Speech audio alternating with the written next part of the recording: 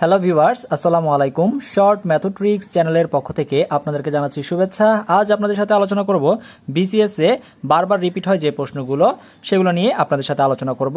তো একই সাথে আমি শর্টকাট এবং রিটেন দেখাবো।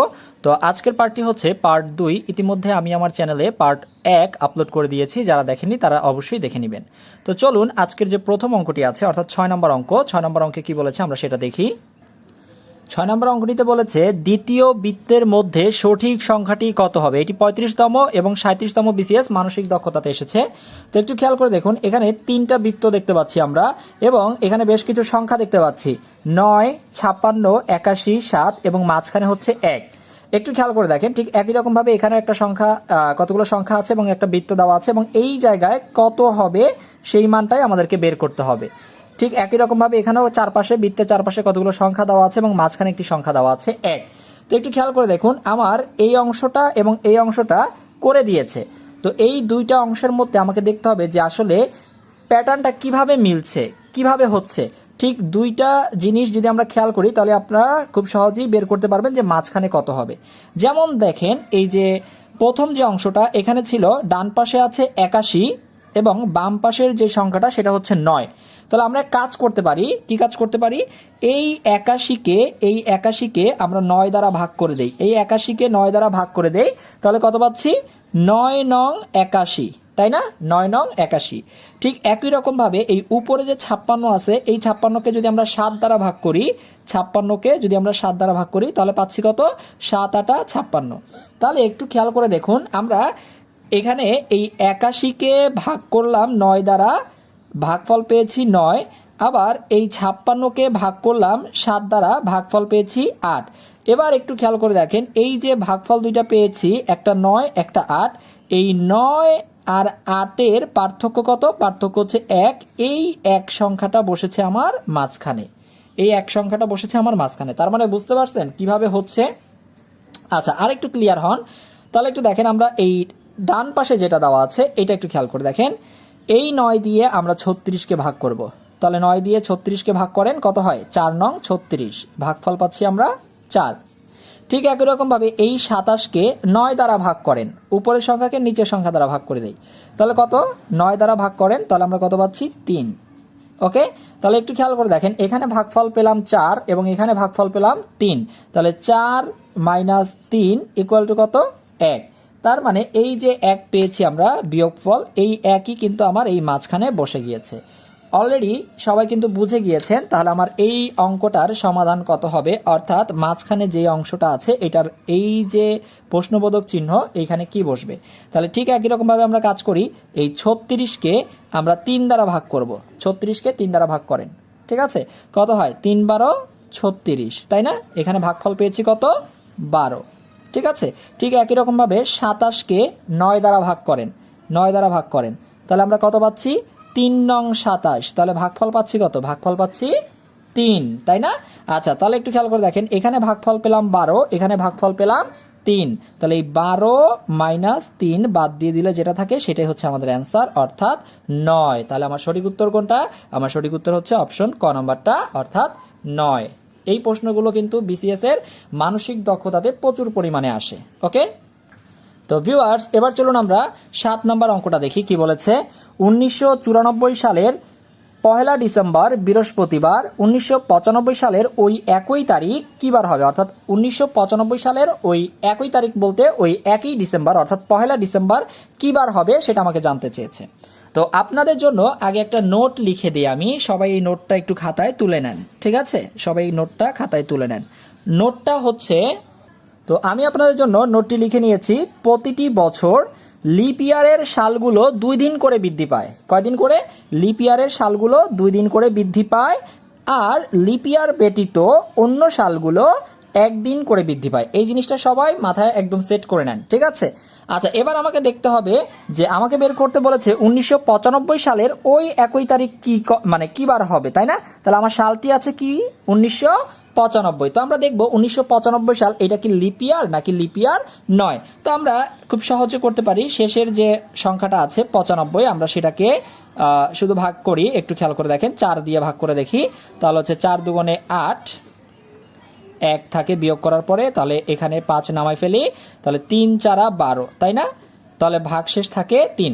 যেহেতু আমার ভাগশেষ থাকছে, তাই না, যেহেতু আমার ভাগশেষ থাকছে, তার মানে এই 1995 সালটি কি নয়? 1995 সালটি লিপ ইয়ার নয়, লিপ ইয়ার নয়। আমরা সুতরাং লিখতে পারি যে 1995 সালটি কি লিপ ইয়ার নয়, লিপ ইয়ার নয়। আচ্ছা, যেহেতু 1995 সালটি লিপ ইয়ার নয়, অর্থাৎ লিপ ইয়ার ব্যতীত, অর্থাৎ এটার সাথে মিলে যাচ্ছে আমার, লিপ ইয়ার ব্যতীত মানে লিপ ইয়ার নয়, তাই ওই সালগুলোতে কি হবে, একদিন করে শুধু বৃদ্ধি পাবে। তার মানে 1994 সালের 1 ডিসেম্বর যদি বৃহস্পতিবার হয়, তাহলে একদিন বৃদ্ধি পেলে মানে একদিন বেড়ে গেলে 1995 সালের ওই একই তারিখ কিবার হবে, একদিন বেড়ে গিয়ে বৃহস্পতিবার থেকে হয়ে যাবে এখন শুক্রবার। ওকে, তার মানে 1995 সালের ওই একই তারিখ কিবার হবে, শুক্রবার হবে। অর্থাৎ অপশন খ হচ্ছে আমার সঠিক উত্তর। তো ভিউয়ার্স, এবার চলুন আমরা 8 নম্বর প্রশ্নটি দেখি কি বলেছে। 2 ব্যক্তি একটি কাজ একত্রে 8 দিনে করতে পারে। 2 ব্যক্তি একটি কাজ একত্রে 8 দিনে করতে পারে। প্রথম ব্যক্তি একা কাজটি 12 দিনে করতে পারে। দ্বিতীয় ব্যক্তি একা ওই কাজটি কত দিনে করতে পারবে? 16তম এবং 38তম বিসিএস পরীক্ষাতে এসেছে। যদি আমরা শর্টকাটে করতে চাই অঙ্কটা কিভাবে করব, যদি আমরা শর্টকাটে সলভ করতে চাই তাহলে সূত্র হচ্ছে AB divided by A minus B. ভাইয়া এখানে A এবং B এগুলো কোনগুলো একটু খেয়াল করে দেখেন। এখানে AB হচ্ছে, অর্থাৎ এই যে দুইটা সংখ্যা দেওয়া আছে, তাই না? একটা হচ্ছে 8 দিনে করতে পারে তারা একত্রে, আর একটা হচ্ছে প্রথম ব্যক্তি একা কাজটা করতে পারে 12 দিনে। এখানে এই দুইটা সংখ্যার মধ্যে বড় হচ্ছে 12, তাই আমরা বড় সংখ্যাটাকে A ধরে নিব এবং ছোটটাকে ধরে নিলাম B। ঠিক আছে, তাহলে একটু খেয়াল করে দেখেন, আমরা এই অনুসারে মান বসাই। A এর মান হচ্ছে 12, A এর মান হচ্ছে 12, B এর মান হচ্ছে 8 ভাগ A এর মান হচ্ছে 12 মাইনাস B এর মান হচ্ছে 8। তাহলে 12 গুণ 8 ভাগ 12 থেকে 8 চলে গেলে থাকে কত? 4। 4 দিয়ে 8 কে কাটেন, 4 দুগুণে 8, তাহলে 12 আর 2 আছে, 12 আর 2 গুণ করে দেন, তার মানে হচ্ছে 12 দুগুণে 24 দিন। তার মানে আমার সঠিক উত্তর কোনটা? আমার সঠিক উত্তর হচ্ছে অপশন গ নাম্বারটা, অর্থাৎ 24 দিনে। অর্থাৎ দ্বিতীয় ব্যক্তি একা ওই কাজটা কত দিনে করতে পারবে? 24 দিনে করতে পারবে। তো এটা ছিল আমার শর্টকাট পদ্ধতি। তো এবার চলুন এই অঙ্কটাকে যদি আমরা গতানুগতিক পদ্ধতিতে সলভ করি, ঠিক আছে, যদি আমরা গতানুগতিক পদ্ধতিতে সলভ করি তাহলে কিভাবে সলভ করতাম একটু খেয়াল করে দেখেন। আমরা সাজিয়ে লিখতে হবে এরকম যে দুই ব্যক্তি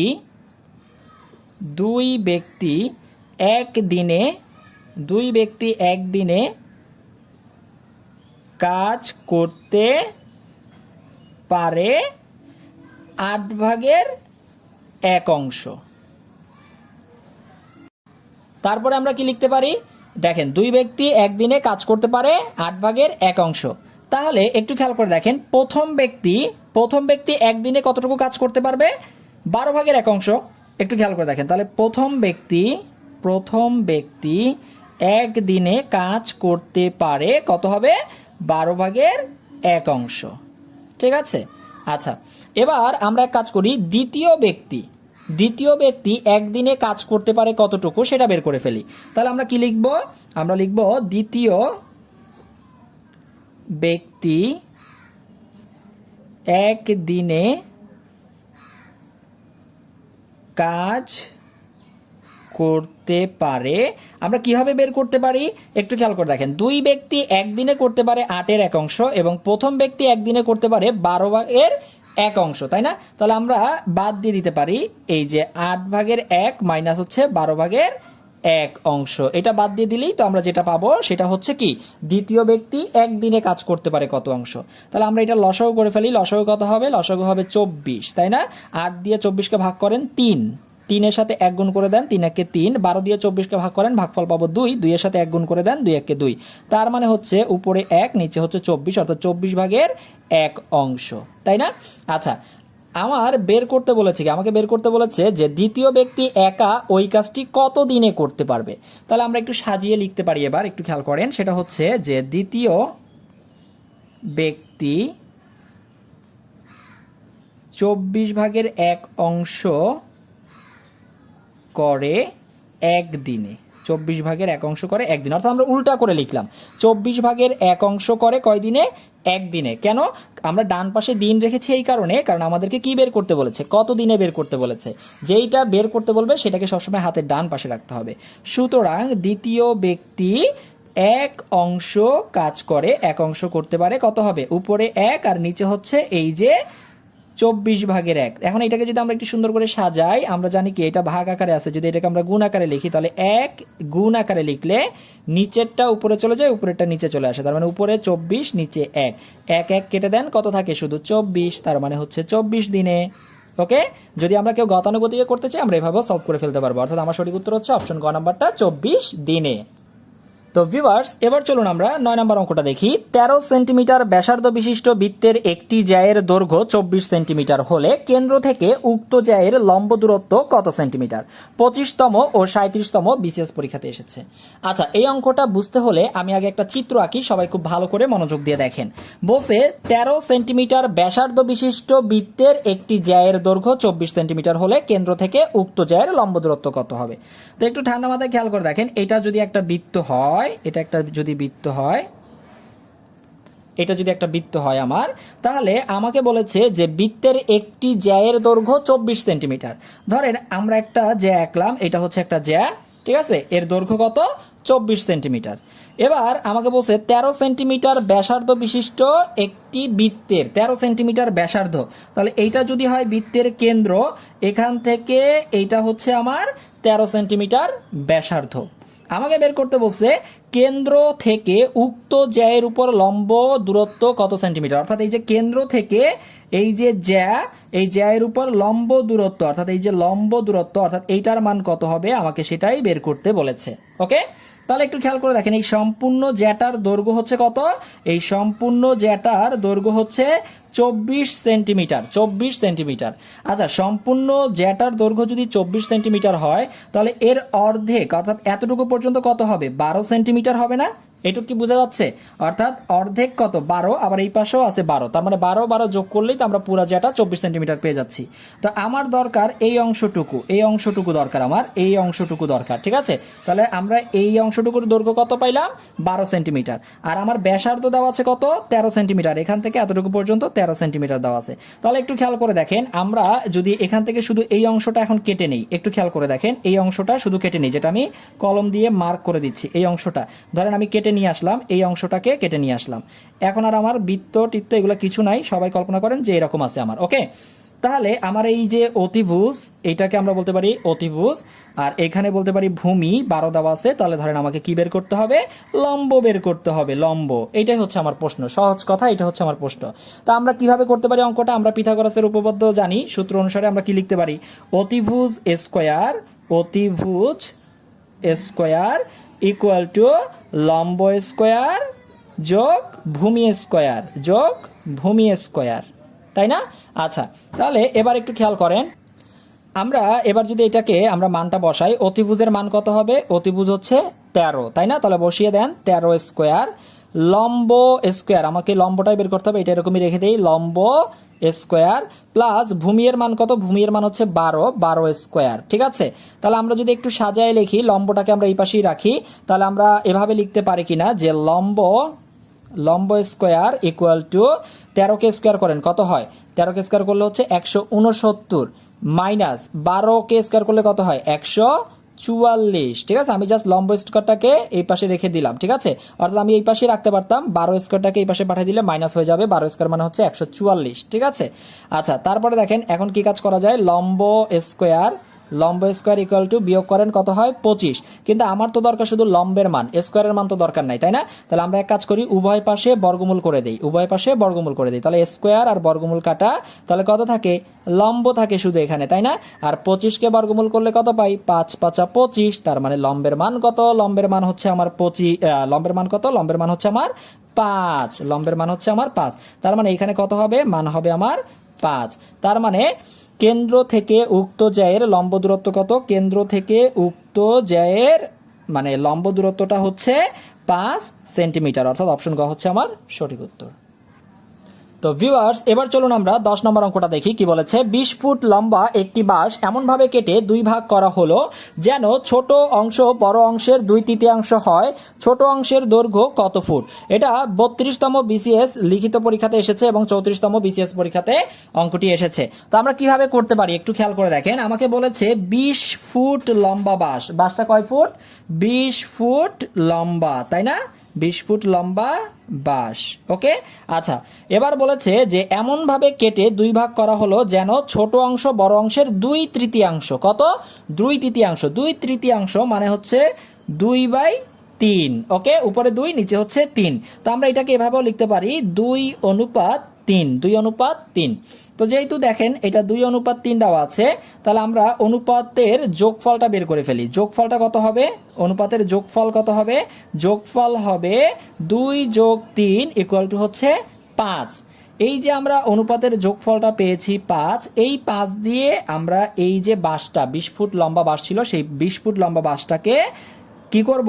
5 দিয়ে ভাগ করে দিব। ভাগ করলে কত আসে? 4 আসে। ভাগফল কত পাইলাম? 4 পাইলাম, তাই না? 5 দিয়ে কাটেন, 4 × 5 = 20, অর্থাৎ ভাগফল পেয়েছি কত? 4। এবার একটু খেয়াল করে দেখেন, আপনাকে বের করতে বলেছে কি? ছোট অংশের দৈর্ঘ্য কত। আপনাকে বের করতে বলেছে ছোট অংশের দৈর্ঘ্য কত, তাই না? তাহলে এই ছোট অংশটা হচ্ছে 2। এই 2কে আমরা এখানে লিখে দিলাম কত? এই যে 4 পেয়েছিলাম ভাগফল, ভাগফলের সাথে আমরা 2 লিখে দিয়েছি। 2, ঠিক আছে? ভাগফল যেটা পাবো তার সাথে ছোট অংশ বের করতে বলেছে, তাই 2 গুণ করে দেই, তাহলে কত পাচ্ছি? 4 × 2 = 8 ফুট। আর এটাই হচ্ছে আমার ছোট অংশের দৈর্ঘ্য। আচ্ছা, আপনারা যদি বুঝে থাকেন, অঙ্কটা যদি আপনারা সবাই বুঝে থাকেন, তাহলে আপনাদের কাছে আমার একটা প্রশ্ন রইল। এটার তো সঠিক উত্তর হচ্ছে অপশন গ নাম্বারটা। অপশন গ হচ্ছে আমার সঠিক উত্তর। আপনাদের কাছে আমার প্রশ্ন রইল যে আপনারা ছোট অংশের দৈর্ঘ্য বের না করতে বললে প্রশ্নে যদি বলতো যে বড় অংশের দৈর্ঘ্য কত, বড় অংশের দৈর্ঘ্য কত, বড় অংশের দৈর্ঘ্য কত, ঠিক আছে? দেখে আপনারা সবাই প্রত্যেকে কমেন্ট করে বলেন তো বড় অংশের দৈর্ঘ্য কত হবে। দেখি কে সবার আগে কমেন্ট করে বলতে পারে যে বড় অংশের যদি দৈর্ঘ্য চাইতো তাহলে আমরা কি করতাম এবং বড় অংশের দৈর্ঘ্যটা কত হবে। প্রত্যেকে কমেন্ট করে জানান, আমি আপনাদের কমেন্টের রিপ্লাই দিয়ে জানাবো যে কারটা হয়েছে কারটা হয় নাই। এবং আপনারা সাথে সাথে আরো কমেন্ট করে জানান যে আপনাদের এই ভিডিওগুলো কেমন লাগছে, যে বিসিএস এ যেই প্রশ্নগুলো বারবার রিপিট হচ্ছে এই প্রশ্নগুলো নিয়ে যে ভিডিও তৈরি করছি এটা আপনাদের কেমন লাগছে, আপনাদের উপকার হচ্ছে কিনা আপনারা অবশ্যই জানাবেন এবং আপনাদের বন্ধুদের সাথে এই ভিডিওগুলো শেয়ার করে দিবেন। তাহলে আজ এতটুকুই। পরবর্তী পার্ট 3 নিয়ে খুব শীঘ্রই আপনাদের সামনে হাজির হচ্ছি। আল্লাহ হাফেজ, আসসালামু আলাইকুম।